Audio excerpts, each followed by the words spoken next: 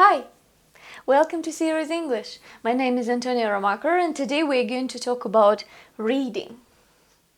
Today I'm going to give you some tips on how to read books and to do it extremely effectively.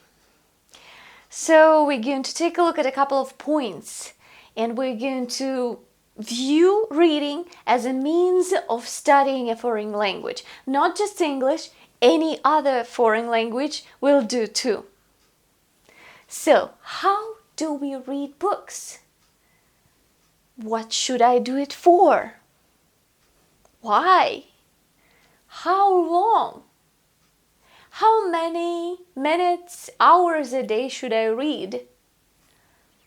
What books should I choose? If you are at the very beginning, it will be excruciatingly difficult for you to read books in the original. So that's why it might be a better idea to read adapted books, adapted stories. What does it mean? It means that the books have been changed. The language has been simplified. So there are not so many complicated bookish words in the text. All the words are more or less common, easy and understandable. So the language is simplified and it will be much easier for you to read such books.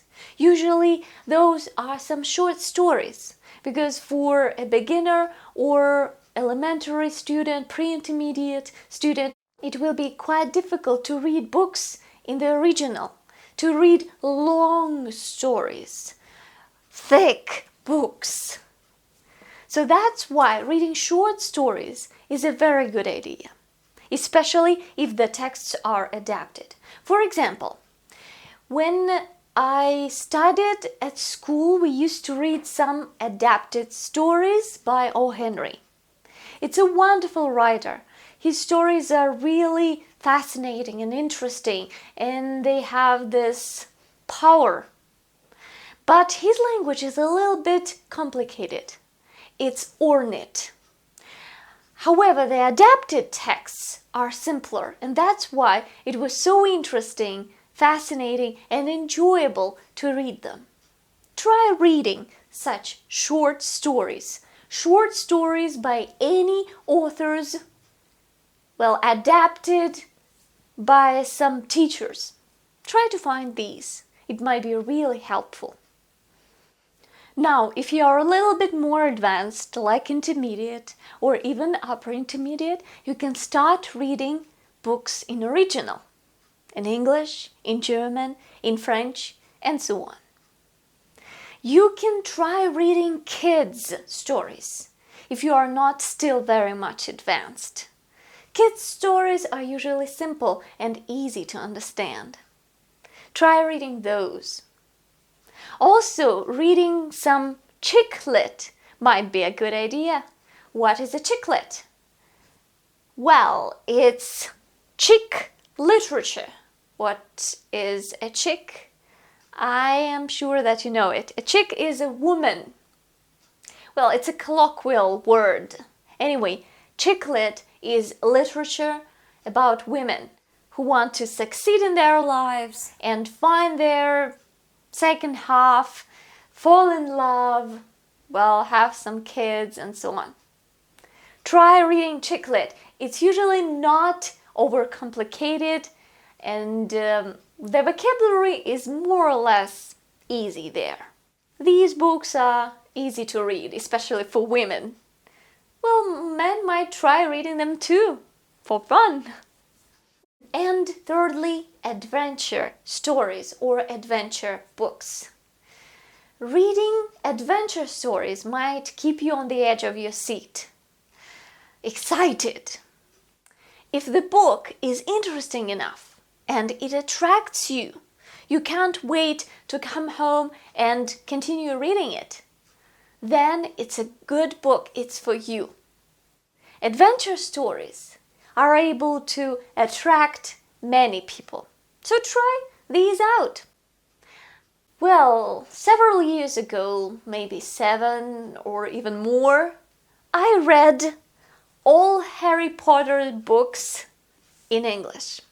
In the process of reading, try to pick up some new vocabulary. I mean idioms, set expressions, phrasal verbs, just some new words. You can write them inside the book itself using a pencil, or you can write them out on some post-its and then stick them somewhere around your house so that you would be able to see them as often as possible. You can take these little pieces of paper with you and review the information while you are going to work, or you are in the subway, or you are anywhere else where you have just a couple of minutes to spare. You might also put these little pieces of paper inside your pockets. So you have 2 pockets. You can have all those papers in one pocket. Then take the paper out, review the information, and put it into the other pocket. And then gradually you transform those pieces of paper. You might also use a post-it to write one phrase and then the translation of the phrase on the other side into your own language or into another foreign language you study. Why not? And you can do the same. It doesn't matter what side you see. Translate from one language into another. If it is English, then translate it into the other foreign language. It is, let's say, German. I translate them from German into English. I still write those post-its with some phrases. I usually write out some idioms I like for my classes. For example, here I have, but then I lost my nerve. On the bright side, it all adds up. To tell the truth, it's very tempting to read without looking unknown words up. But I strongly recommend trying to look those words up and even writing them down. So practice those expressions, and you'd better write out whole phrases, not just one word. Write a verb with a noun with an adjective, or even a longer phrase. It will be much more useful because later on these phrases might pop up in your head and you might use them completely, or you will understand the structure better and you understand how this particular word is used, with what verbs, with what adjectives. Do not forget about grammar. Pick up some grammatical constructions too. If you see something unusual, if something catches your eye, you need to write it out and then ask some friends of yours, a teacher or a native speaker, to explain it to you. And then you will understand the construction and will be able to use it in your speech too. Or pick it up from somebody else's speech, or a book, or a magazine, or a film. Also, try reading some books which you have already read. For example, now I'm reading Harry Potter books in German. And it is a little bit easier because I remember vaguely some information about the content, so it's easier for me to absorb some new vocabulary and grammatical constructions. Reading familiar books as well as watching familiar films or TV shows is extremely useful.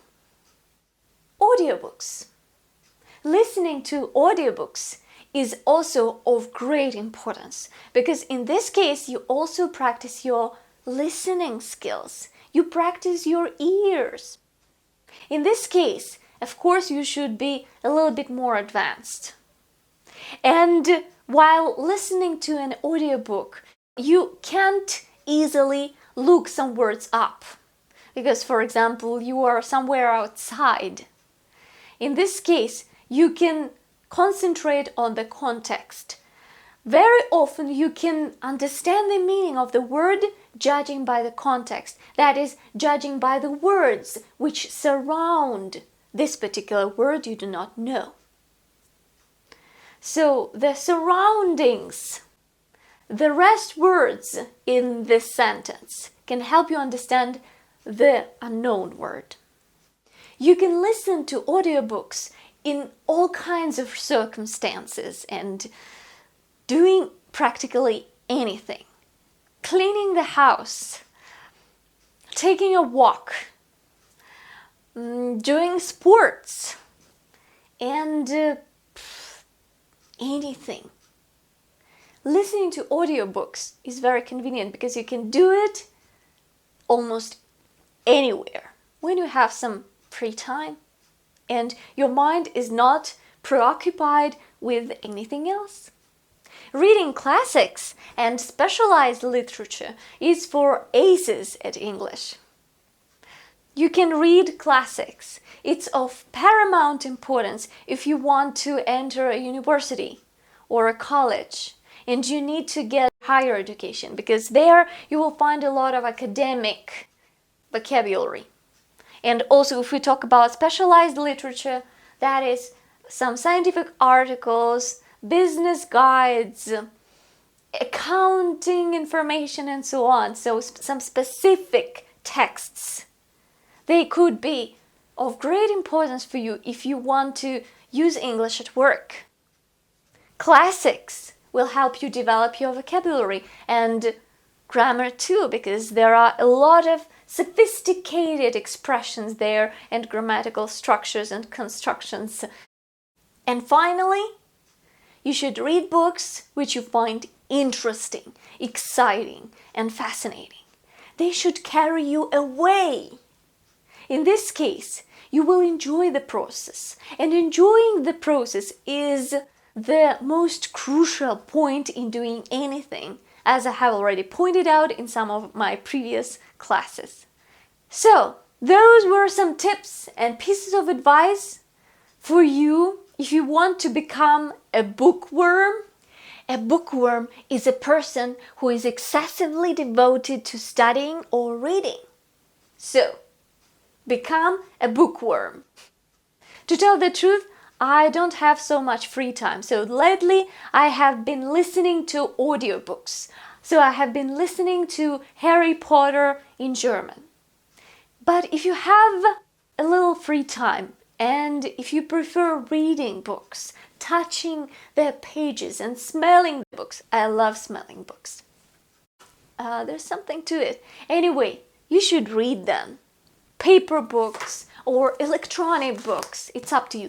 Just study the language and enjoy the ride. See you. Bye-bye. P.S. Do not forget to like the video and share it, and subscribe to my YouTube channel if you want to continue studying English with me. But that's it. Hope to see you soon. Happy English and Russian practice. Bye-bye.